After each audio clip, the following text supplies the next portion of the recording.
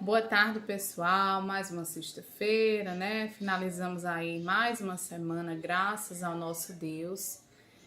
Hoje nós teremos aula de ciências, né?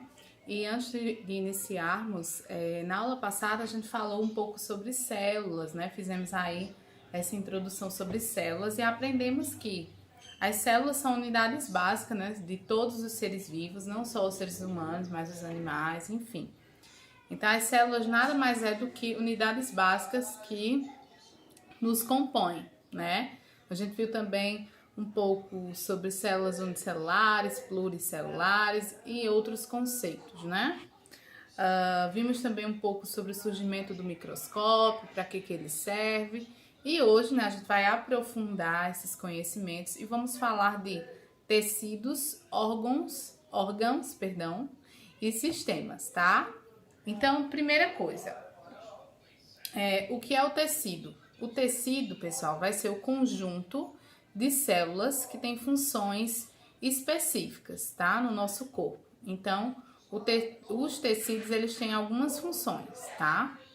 Que daqui a pouco eu vou exemplificar para vocês. No corpo humano também existem diferentes tipos de tecidos que se juntam. Quando esses tecidos se juntam, eles podem formar os órgãos do nosso corpo, os quais podem desempenhar uma função também específica. Por exemplo, o coração tem uma função específica, é um órgão do nosso corpo. O pulmão é um órgão do nosso corpo que desempenha também uma função específica.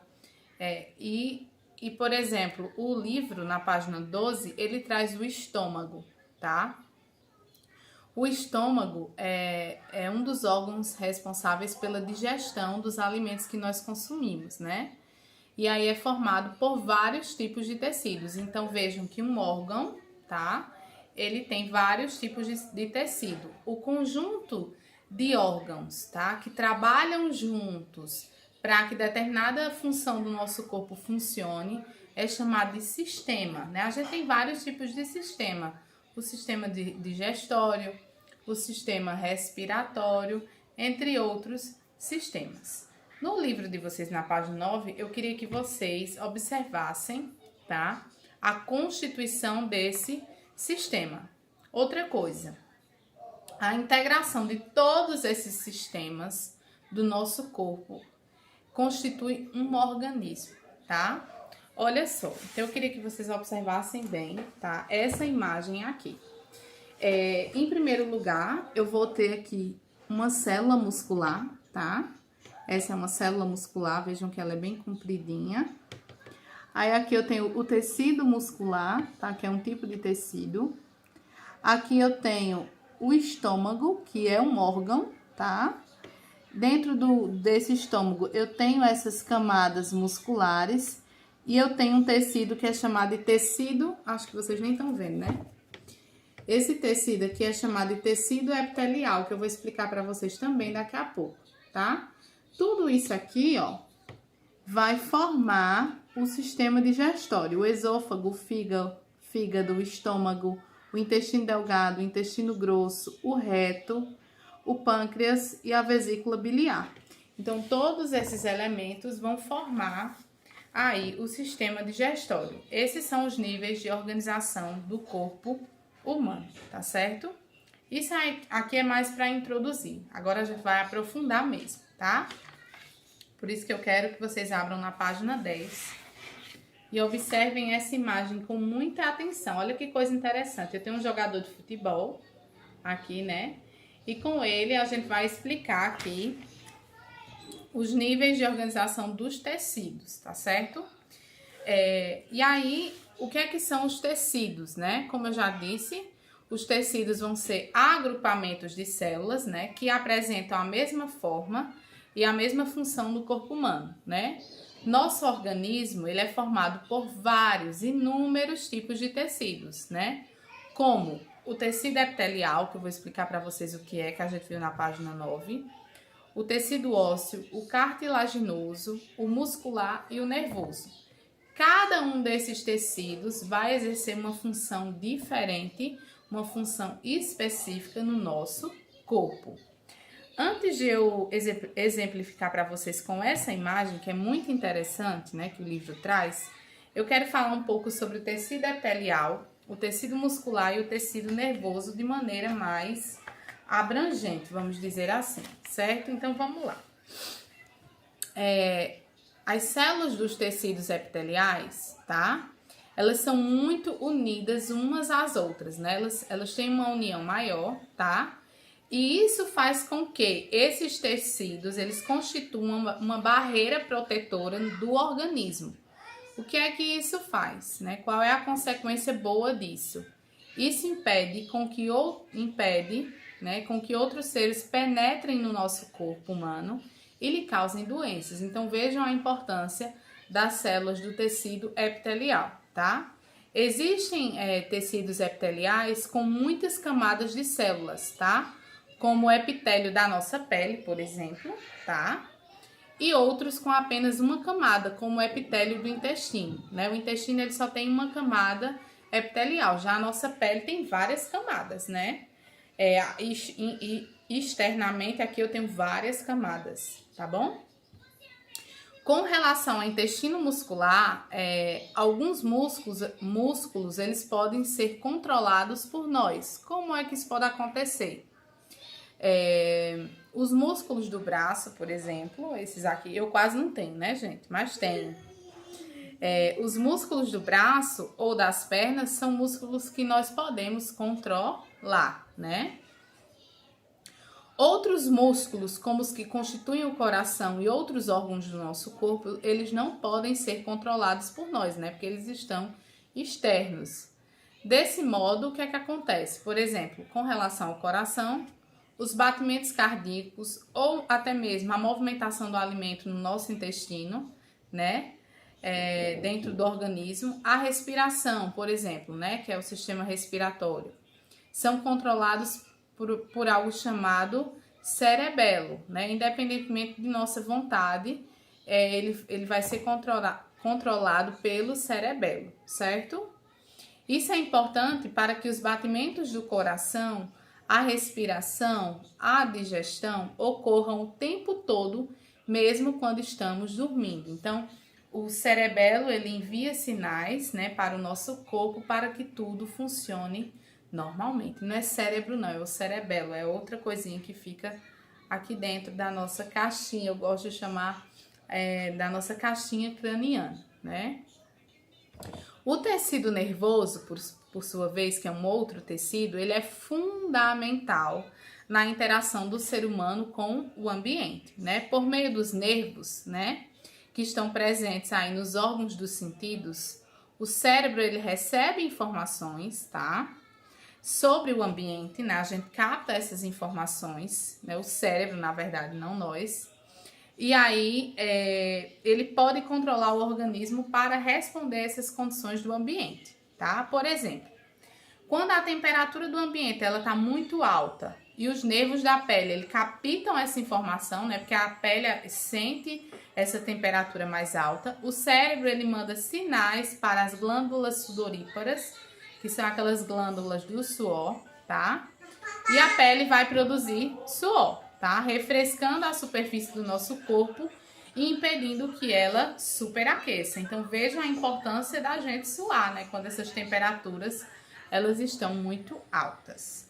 Então, eu aprofundei um pouco dos tecidos epiteliais, muscular e nervoso. Aí, a gente volta para imagem da página 10 e 11, na verdade. Aí tem um tópicozinho falando do tecido nervoso, né, que foi basicamente o que eu disse, né? O tecido nervoso é formado por células chamadas de neurônios, que coordenam as atividades do nosso corpo. Esse tecido pode ser encontrado no cérebro, na medula espinhal e nos nossos nervos, tá? Então, é como eu já disse para vocês anteriormente, né? Ele vai mandar alguns sinais e esses sinais fazem com que o nosso corpo funcione de acordo com o ambiente. O tecido epitelial, que foi o primeiro que eu mencionei, né? Eles são os tecidos que revestem e protegem muitos órgãos do nosso corpo. Eles estão presentes na superfície da nossa pele, tá? E no interior dos nossos órgãos ocos, como a boca, né? Então, eu tenho tecidos aqui dentro da minha boca. No intestino, que é aquele epitélio que é só uma camada. Na bexiga e nos nossos vasos sanguíneos. Tecido sanguíneo. Ele é representado pelo sangue, tá? E constituído de plasma e células sanguíneas. O sangue, gente, ele exerce uma função fundamental no nosso corpo, tá? Porque ele vai transportar oxigênio e nutrientes para as demais células do nosso corpo, além de realizar defesas aí no nosso organismo. Aí na página 11 eu tenho o tecido cartilaginoso. Então veja, eu falei sobre tecido epitelial, nervoso, sanguíneo e agora o cartilaginoso. As cartilagens, gente, constituem e apresentam a função de facilitar o deslizamento entre os ossos, além de dar suporte a órgãos moles, como o nariz e as orelhas, né? Para esse jogador de futebol aqui, mais ainda, né? Porque essa cartilagem, ela vai proteger ele, né? Para que ele não se machuque, tá? Tecido muscular cardíaco. Esse tecido muscular forma o coração e auxilia nos batimentos cardíacos. Tecido ósseo. O tecido ósseo está presente nos ossos e apresenta consistência rígida, fornecendo resistência a esses órgãos, né? Então, eu tenho todo um tecido que reveste esses ossos do nosso corpo e que também vai nos proteger de alguma forma. E, por fim, eu tenho o tecido muscular esquelético, que constitui a maior parte da musculatura do nosso corpo e é responsável por nossos movimentos, né? Enfim.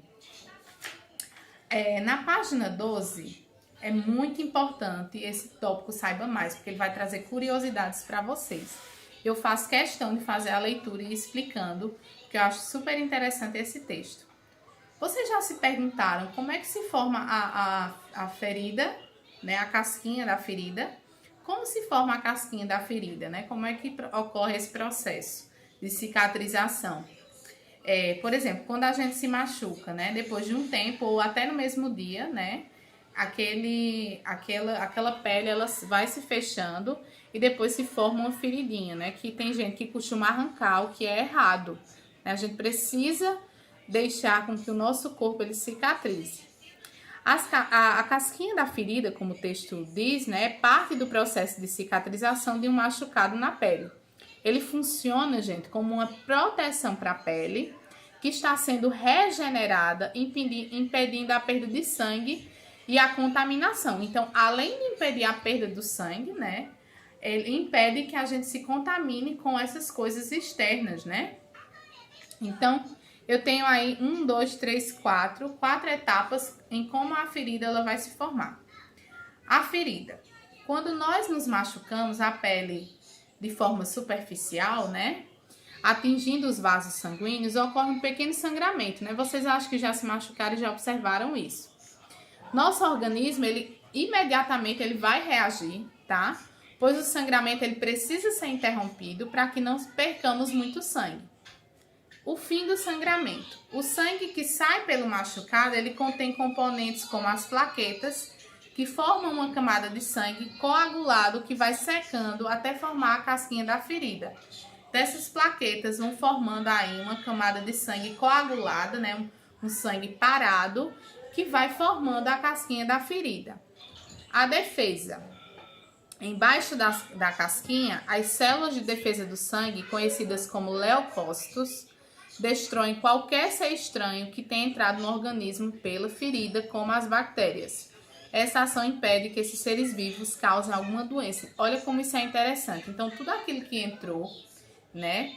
Os leucócitos, eles vão destruir, né? Tudo aquilo que é de ruim que tem entrado, né? Eles vão destruir. Como é que acontece a regeneração da pele?